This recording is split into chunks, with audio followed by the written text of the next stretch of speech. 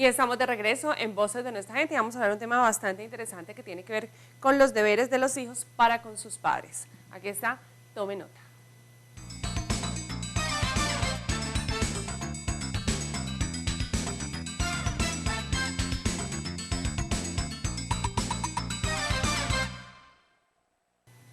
Esta tarde le damos la bienvenida al abogado Oscar Iván Delgado.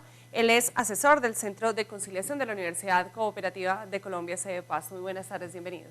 Muy buenas tardes, Mónica, un placer estar acá y atender tu invitación y pues acá para colaborarle a la gente en las dudas y cualquier situación que se pueda presentar. Bueno, este tema es bastante interesante en la medida en que, bueno, uno muchas veces no piensa en cuáles son como esos deberes que existen con los padres. Y entonces, según la ley, sí hay unos deberes que se deben cumplir. Sí, claro, hay muchos deberes, ¿no? Desde la parte moral y desde la parte legal, que a veces la gente desconoce estos últimos y los confundimos con algo como una obligación moral cuando tal vez, o como es en nuestra legislación colombiana, existe una normatividad que respaldan esos derechos, ¿no? De esta manera, pues nosotros podemos indicar, por ejemplo, que los deberes que tienen los hijos frente a los padres, por ejemplo, es el deber de obediencia. Siempre lo he dicho, tanto en mis clases como cuando se presenta este tipo de charlas. Creemos que por el Código de Infancia y Adolescencia y la cantidad de derechos que le da este código, esta ley, a los adolescentes, por ejemplo, o a los niños, siempre se nos olvida esa parte, que hay unas obligaciones que deben cumplir, no solamente los niños o los adolescentes, sino también en general todas las personas respecto a sus padres, y una de esas es la obediencia, que es de carácter legal, no es solamente moral ni religioso, ¿sí? Allí encontramos ya la primera obligación que debemos cumplir. Y otra obligación que hay es obviamente, a la par con esta, la de alimentos que tienen pues nuestros padres frente a sus hijos. Bueno, hay una problemática ahora que usted menciona, lo que tiene que ver con alimentos. Hay hijos que ya los abuelitos, o bueno, los papás llegan a cierta edad y los dejan, por ejemplo, abandonados, los dejan a su suerte en una casa o en un hogar de paso y no se preocupan por ellos. ¿Realmente pueden los papás exigir sus derechos y que los ayuden y que los cuiden como se lo merecen? Sí, claro, obviamente ese es un derecho que tienen los padres a solicitarle alimentos a sus hijos. Erróneamente nosotros creemos que son solamente los padres los que deben alimentos a sus hijos, pero también esta relación es a la inversa. La norma dice que incluso los hijos, le deben alimentos a sus padres cuando ya están en su ancianidad. Entonces es allí donde realmente arranca esa obligación, o cuando los padres no necesariamente tienen que estar, digamos, ya en una avanzada edad, sino que cuando ellos ya no se puedan valer por sí mismos, obviamente tienen el derecho a solicitarle a sus hijos que les den una ayuda de carácter económico. Sí, efectivamente, eso existe, es legal, el Código Civil, pues en su artículo 411, lo manifiesta de esa manera. Bueno, allí dentro del trabajo que ustedes realizan en consultorios jurídicos de la Universidad Cooperativa de Colombia, ¿qué tan frecuentes son este tipo de casos de abandono a las personas adultas de la tercera edad? Es frecuente encontrar este tipo de casos. Lo que ocurre es que, vuelvo y lo digo, a veces hay el desconocimiento, pero es frecuente encontrar a personas de la tercera edad, por lo general, que se encuentran desamparadas, que dieron todo por sus hijos, pero en este momento cuando necesitan de sus padres hay un total abandono. Entonces se acercan a consultorios y obviamente pues nosotros direccionamos el caso de acuerdo a las competencias que nosotros tenemos y pues a lo que podemos adelantar por intermedio de nuestros estudiantes. De esta manera, por ejemplo, como una primera medida, se llama conciliar a los hijos. Afortunadamente en este tipo de trámites pues hemos obtenido, digamos, después de concientizar los estudiantes, después de un diálogo en la audiencia de conciliación, porque una audiencia de conciliación es un diálogo entre las partes que se citan, se ha llegado a los acuerdos y pues los hijos se han concientizado y han dicho o han acordado que se pague una cuota de alimentos, que por lo general pues son varios los hijos, entonces tampoco estamos hablando de sumas exorbitantes que no puedan cubrirse, sino que pues entre todos los hijos se puede pagar, todos aportando, como dice, un granito de arena a esa cuota, se puede hacer una cuota que pueda ser representativa y que le sirva pues al abuelito o a la abuelita para sostenerse. Muy bien. Bueno, ¿hasta qué punto llevarlos, por ejemplo, a ancianatos, sitios así, es recomendable para ellos? La verdad, o sea, todo depende pues de las circunstancias, habrá situaciones en las cuales obviamente la situación, por ejemplo, de una persona de avanzada edad que requiera unos cuidados especiales puede ser viable, ¿cierto? Pues ya también depende de los recursos económicos que maneje cada una de las familias. Pero lo que nosotros debemos entender, ¿cierto?, en un sentido amplio de lo que es, por ejemplo, pagar una cuota de alimentos, no es solamente el hecho de pasar una suma de dinero, ¿sí?, donde él pueda cubrir de pronto una comida, vestirse, sino también el ofrecer amor, ¿sí?, el ofrecerle a la persona cariño, el estar pendiente de él, el acompañarlo, porque eso también es el complemento de la cuota de alimentos. No solamente eso debemos entenderlo como entregar un dinero y me desentendí, no. Hay que estar pendiente de nuestros padres o de nuestros hijos, porque la situación es igual, ¿sí? No debemos desentendernos porque, vuelvo y le digo, la cuota de alimentos no solamente se limita a pagar un dinero, sino a ofrecer condiciones de vida óptima a esa persona que es beneficiaria de esa cuota. Claro, y como usted mencionaba, muchos de estos padres que se pueden encontrar hoy en esta situación son personas que han dado todo por sus hijos y que también dieron mucho cariño y mucho amor cuando los hijos estaban pequeños. Sí, efectivamente, pues algunos de los casos que hemos escuchado pues han manifestado, por ejemplo, que han ayudado a sus hijos, les han dado lo que han podido, los han educado incluso, y cuando ya en estos estados, porque es que hoy en día es muy difícil y aún con una pensión, obviamente la persona requiere también de la compañía que lo rodee de su familia y no mirarla a esa persona como una carga más, ¿cierto? Entonces por eso es que vuelvo e insisto, la cuota de alimentos no solamente se limita, o ese derecho no solamente se limita a pasar ese dinero, sino también a hacer sentir a esa persona pues que dio todo por nosotros, que hoy en día pues sea retribuido de alguna manera, no solamente económica, sino también en cariño, ese esfuerzo que hizo para que nosotros pues en algún momento podamos estar como estamos hoy en día. Sí, yo he escuchado alguna vez en una conferencia cómo, bueno, muchos de esos hijos van por allá una vez al mes, mucho menos, o por ejemplo solo en temporada de diciembre, a ir a visitar a sus papás. Y lo que usted mencionaba, es importante poderles demostrar cariño todos los días también a ellos. Claro, porque no solamente porque lo dice de pronto una norma o porque lo dice de pronto una ley, el hecho de que la familia merezca una protección especial, y ojo que también la Constitución pues dice que las personas de la tercera edad merecen una protección especial, pero ¿quién da esa protección especial? Sino la misma familia. Es ella la primera responsable de dar ese buen trato a todos los miembros de su familia, el darle todas las oportunidades, el darle la compasión y el cariño, vuelvo y lo digo, porque es la familia la primera responsable de ese trato, de esa ayuda, de ese bienestar hacia las personas de la tercera edad, es la familia. Aquí sí quiero ser muy claro, a veces nosotros pensamos que es el Estado de pronto a través de una comisaría, a través del ICBF o a través de otra entidad que nos deben resolver nuestros problemas, cuando a veces somos nosotros, la familia, los primeros en llamar a resolver nuestros problemas. Ese es el llamado que nosotros hacemos también desde el consultorio. Y pues para eso nosotros en la universidad contamos pues con nuestro centro de conciliación pues que ayuda a dirimir de pronto ese tipo de situaciones y conflictos que pudieron presentarse en algún momento, y claro, como en toda familia puede haber algún tipo de discusión, pero no significa que los lazos familiares se deban romper.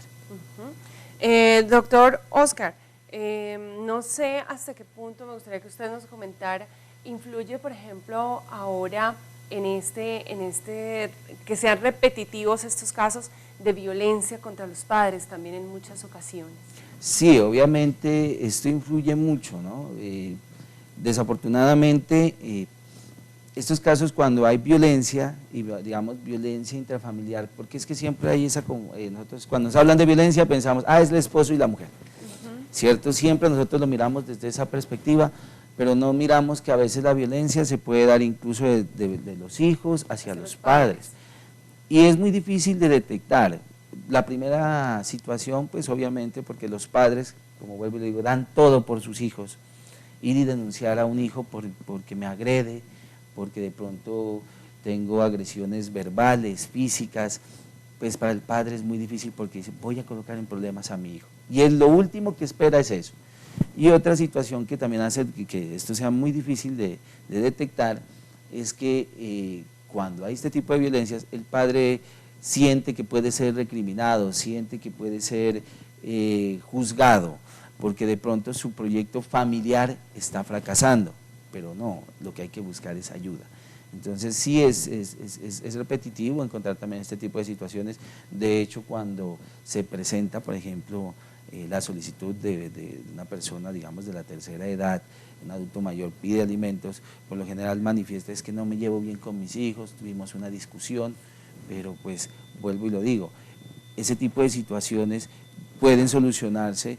Y si ya son muy graves, pues obviamente hay las entidades que nos pueden colaborar, como es la comisaría de familia, que es la encargada, si ya de pronto no se llega a un acuerdo concertado entre el abuelito y el hijo, en restablecer los derechos de las personas de la tercera edad. Hay un procedimiento administrativo que lo realizan las comisarías de familia para restablecer, y ellos pueden adelantar todas las diligencias necesarias para garantizarles los derechos, por ejemplo el de alimentos, e incluso si la persona se encuentra totalmente abandonada, es deber de la comisaría el buscar la posibilidad de que sea esta persona ingresada en uno de los programas que ofrezca la administración municipal para solventar los gastos de estas personas.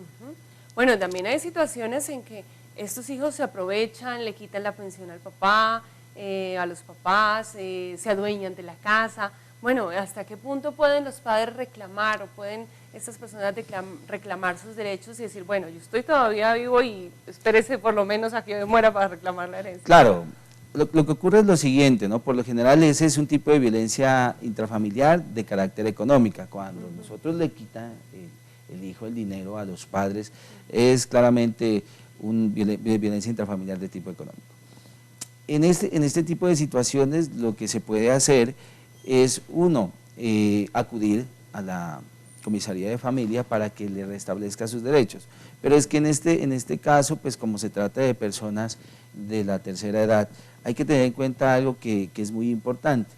Mientras la persona de la tercera edad cuente con todas sus facultades mentales, ¿cierto? Entonces él es el único responsable, por ejemplo, de recibir sus bienes. Claro está que si tal vez, como suele ocurrir, se encuentra de que de pronto le pasaron la casa a la hija, ¿no? En esa situación puede demandarse la nulidad o la simulación, dependiendo de cómo se haya hecho el negocio, para que el bien nuevamente regrese a la cabeza del padre.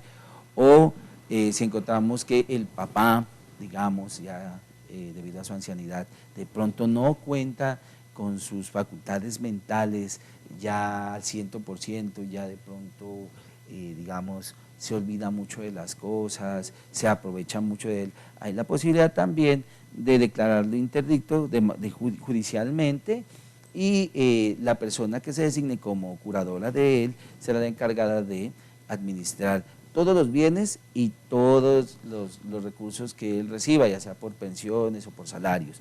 Entonces, digamos, hay varias salidas, aclarando que obviamente el juez, cuando hablamos de la interdicción, verificará que la persona sea la idónea para que ejerza, digamos, esa administración de esos bienes. También le solicitará, si es del caso, pues en aras de proteger los derechos del abuelito, una caución, ¿cierto?, una garantía para que diga usted me va a manejar de manera adecuada estos dineros. Y otra situación que es muy importante es que esta persona está obligada cada año, a finales en diciembre, ¿sí?, a realizar una solicitud para que al siguiente año le asignen una audiencia y en esa audiencia él rinda las cuentas de cómo fue que se gastó el dinero de esa persona, cómo van sus bienes, cómo están todas sus cosas, si es que recibió más dinero, si es que tuvieron que vender, porque esa persona es el responsable de los bienes de los abuelitos, cuando se habla de la interdicción en este caso. Ya, muy bien. Bueno, ¿cómo es la ruta de atención? ¿Cómo pueden acceder las personas si quieren colocar un tipo de queja de esta magnitud o de este tema con el consultorio jurídico de la Universidad Cooperativa? Bueno, nosotros inicialmente, el usuario, en este caso, pues que sería una persona de la tercera edad, llega a consultorio, se le asigna un turno para asignarle un estudiante. En ese caso, y dependiendo de la complejidad, porque si las agresiones, digamos, rayan en incapacidades médicas, que se tipifican como delito porque la violencia intrafamiliar es un delito, pues se lo puede abordar desde dos instancias, la parte penal y la parte civil. En la parte penal, pues obviamente se podrá realizar la denuncia y en la parte civil, pues adelantar la conciliación. Pero si vemos que en la conciliación no hay un acuerdo, no hay voluntad de los hijos, en este caso, de ayudarle a su padre en sus años dorados, como lo conocemos hoy en día, pues se lo remite a la comisaría de familia para que ella, ya como autoridad competente, le asigne, si es del caso, una cuota, le restablezca sus derechos y si es del caso, como lo dije hace un momento, lo incluya en uno de los programas de la alcaldía municipal para que él pueda tener, digamos, una vida en condiciones dignas. ¿Qué tan fácil es llegar a esta conciliación con los hijos? La conciliación realmente, la situación, bueno, el trámite que se hace es muy fácil, pero ya en el trámite como tal, todo depende de la habilidad que tenga el conciliador, uno de abordar el problema, ¿cierto? De poder concientizar a las partes para que ellos manifiesten de manera voluntaria, porque esto es lo que uno debe dejar claro en este tipo de asuntos. A veces nos llaman a una conciliación y pensamos que nos demandaron, ¿cierto? Pero no es una demanda, llamar a una conciliación es simplemente llamar a dialogar, es un llamado al diálogo, donde las partes ya no hablamos de que resuelvan su conflicto, sino que lo gestionen. Vamos a gestionarlo, vamos a buscar soluciones, ¿cierto? Para que ninguna de las partes se sienta vencida, porque son ambas sentadas allí en una mesa con ayuda del conciliador las que van a llegar a un acuerdo, pero las dos. ¿Sí? Entonces, vuelvo y le digo, uno, y eso es lo primero que quisiera resaltar, y hoy que tengo esta oportunidad, cuando te llaman a una conciliación, no vaya uno con dos piedras en la mano, no, vamos a hablar. Entonces, si vamos con esa disposición, será muy fácil llegar a un acuerdo. Pero si yo voy ya con una disposición totalmente negativa, pues se complica un poco, pero para eso pues existen las estrategias que debe manejar el conciliador para poder llegar a un acuerdo. Muy bien. Digamos, este tipo de situaciones se presentan, digamos, a cualquier edad, en cualquier tipo de estrato social, o puede haber en ciertas situaciones en las que sea mucho más repetitiva esta situación de olvidar a los padres. Nosotros en esa parte, pues, la mayoría de gente que atendemos y que se presentan con este tipo de casos son de, digamos, estratos 1 y 2, básicamente son las personas que acuden a nuestro consultorio. Pero recordemos que problemas en toda familia hay, ¿cierto? Problemas de tipo o de cuidado frente a padres hay. Y entonces no se escapa que esta situación pueda presentarse pues con una persona que, a pesar de que sea muy adinerada, tenga, digamos, la situación de maltrato, por ejemplo. Por eso lo que yo tocaba hace un momento, pueda que yo tenga todo el dinero y no necesite una cuota de alimentos, ¿cierto?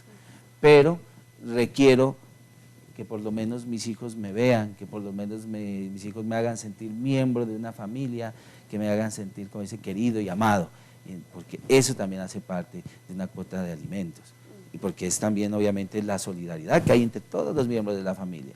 Entonces esto sí se puede presentar en todos los estratos, digamos, sociales, que puede, como lo digo, en una parte no necesariamente fijarse una cuota, pero sí puede haber otro tipo de carencias que obviamente deben ser satisfechas por los miembros de la familia. Una de las situaciones que más de pronto puede generarse es cuando la persona está enferma, cuando padece una enfermedad de difícil cuidado, y ya los hijos se desesperan y no saben tampoco cómo manejarlo. Hay situaciones ya en que los hijos se sienten impotentes frente a ciertas enfermedades, afecciones de la salud, y eso también puede generar que haya descuido y abandono hacia los padres.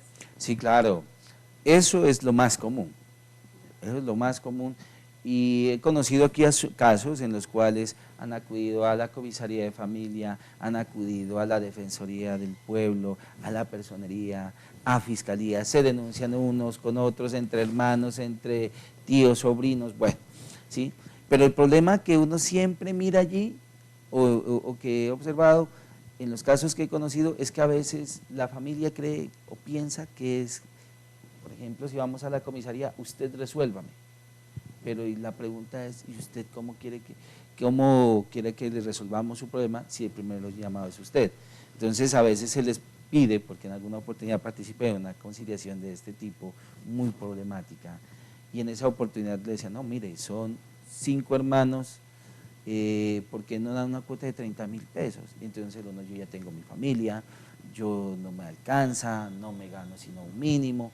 Pero la pregunta es que 30.000 pesos, son 1.000 pesitos, como dicen a veces el concilio, son 1.000 pesitos diarios que pues obviamente sí, en sus gastos pueda que le hagan falta, pero no tampoco le va a menguar sus condiciones de vida, ni lo va a enriquecer, como dijo mamá, ni lo va a empobrecer, ¿cierto? Y como es entre varias personas muchas veces, pues es muy fácil cubrir la cuota, pero eso sí es muy repetitivo. Y entonces, ¿qué pasa en esos casos? Señora comisaria, por ejemplo, resuélvame. Pero sí, como le dije hace un momento, si es que la voluntad inicial debe ser de los hijos. Ellos deben, ¿cierto?, mirar el bienestar que les dieron sus padres, comenzando desde la propia vida que se la dieron, ¿cierto? Entonces, velar ahora ya cuando necesitan, es no solamente, para mí no es solamente una cuestión moral, sino una obligación que tenemos nosotros frente a nuestros hijos. Muy bien, bueno, recordémosle a nuestros televidentes dónde queda ubicado el consultorio jurídico del Centro de Conciliación de la Universidad Cooperativa de Colombia. Consultorios jurídicos se encuentra ubicado en la calle 18, contigua al Banco de Occidente, acá en la plaza de Nariño. Allí nosotros realizamos una atención en todas las áreas del derecho penal, laboral, administrativo, civil y familia. Nosotros atendemos allá al público de 2 de la tarde hasta las 6 y los sábados de 9 de la mañana a 12 del mediodía, como para dar una mayor facilidad a aquellas personas que de pronto, debido a sus labores diarias, no pueden de lunes a viernes, pero de pronto sí pueden sacar un tiempito el sábado. Allí está abierta también la consultorios jurídicos, pues para dar las asesorías correspondientes. De igual manera, pues nosotros hacemos brigadas jurídicas a los diferentes barrios. En este momento pues se están programando para así descentralizarlo y salir a ofrecer un servicio, digamos, a las diferentes comunidades que de pronto por situaciones de lejanía o de recursos económicos no pueden llegar acá hasta el centro de la ciudad de Pasto. Entonces nosotros nos vamos a los lugares donde se requiera. Muy bien, muchísimas gracias entonces al abogado Oscar Iván Delgado. Él es asesor del Centro de Conciliación de la Universidad Cooperativa de Colombia, sede Pasto, por habernos acompañado, por haber estado esta tarde en Voces de Nuestra Gente. Bueno, muchas gracias por tu invitación, pues a la orden, no solamente pues acá en el programa, sino también en consultorios jurídicos. Nosotros siempre nos hemos caracterizado, la Universidad Cooperativa, por su servicio social y por, obviamente, desde el consultorio, descentralizar todos los servicios para poder atender a la mayor comunidad que sea posible.